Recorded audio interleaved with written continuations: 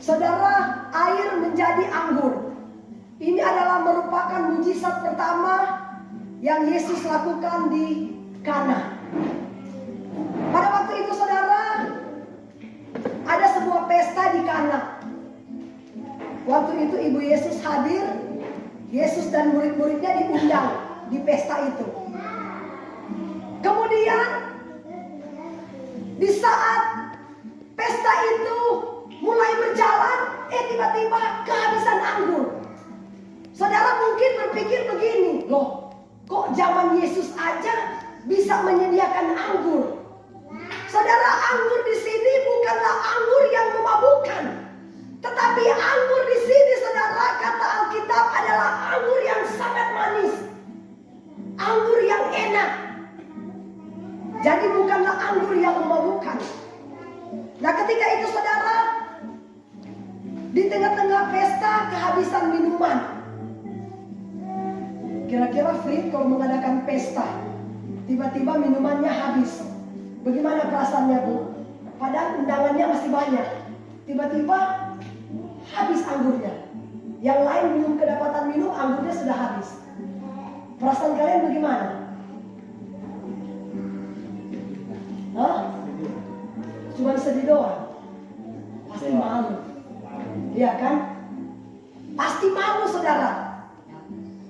Kalau di tengah-tengah pesta undangannya masih banyak, tiba-tiba anggurnya habis. Wah. Kemudian Ibu Yesus katakan begini kepada Yesus, anakku, anggur habis. Yesus katakan begini, Ibu, waktuku belum tiba. Maksudnya Yesus, belum saatnya dia melakukan mujizat. Saudara, ketika Yesus berkata, waktuku belum tiba, apakah Ibu Yesus akan dengar perkataan Yesus bahwa waktunya belum tiba? Saudara, Ibu Yesus itu dia tidak peduli, karena dia tahu bahwa Yesus itu sanggup melakukan mujizat. Dan Yesus tidak mungkin mempermalukan Tuhan pesta. Saudara, Yesus katakan begini, Ibu, waktuku belum tiba. Tiba-tiba Ibu Yesus dia katakan begini kepada Tuhan pesta, apa yang dikatakan oleh anakku, lakukan itu. Padahal Yesus sudah bilang, waktuku belum tiba, iya kan? Tapi Ibu Yesus dia bilang begini kepada para pelayan, apapun yang dikatakan oleh anakku, oleh Yesus, lakukanlah itu.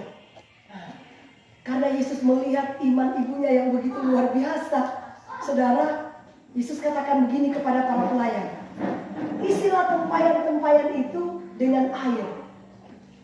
Seharusnya kan Yesus harus katakan begini, ayo sini tuh tempayan-tempayan biar aku kasih anggur, ya kan?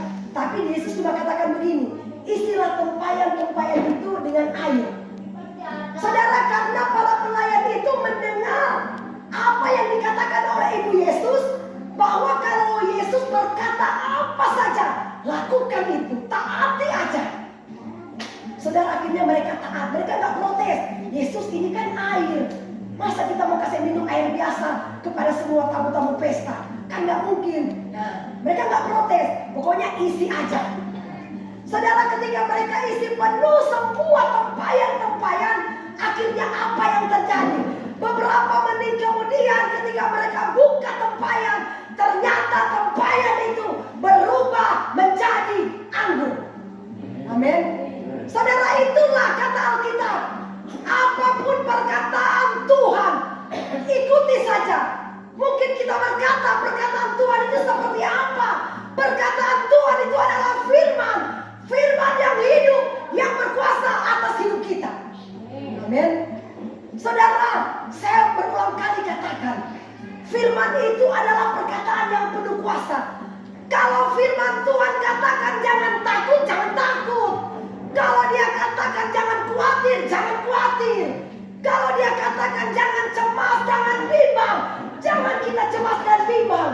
Karena itu perkataan yang Tuhan ucapkan melalui firman Allah. Amin. Saudara, itulah yang saya alami. Saya sudah saksikan di ibadah rumah tangga. Minggu yang lalu saudara saya sakit. Suamiku sudah takut, dia bilang begini, ayo Ma, kita periksa aja ke dokter.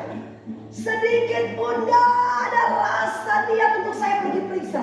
Tapi karena suamiku paksa terus, ayo Ma, periksa aja. Biar aja. Akhirnya karena dia paksa terus, pergilah kami, mumpung libur kami pergi. Sampai di Palangka, dokternya lagi cuti. Akhirnya saya bilang, oh mungkin Tuhan gak berkenan, ayo kita pulang, biar kita beriman saja. Saudara, setelah sampai di KSM, apa yang saya lakukan? Ya, saya berdoa puasa. Ya.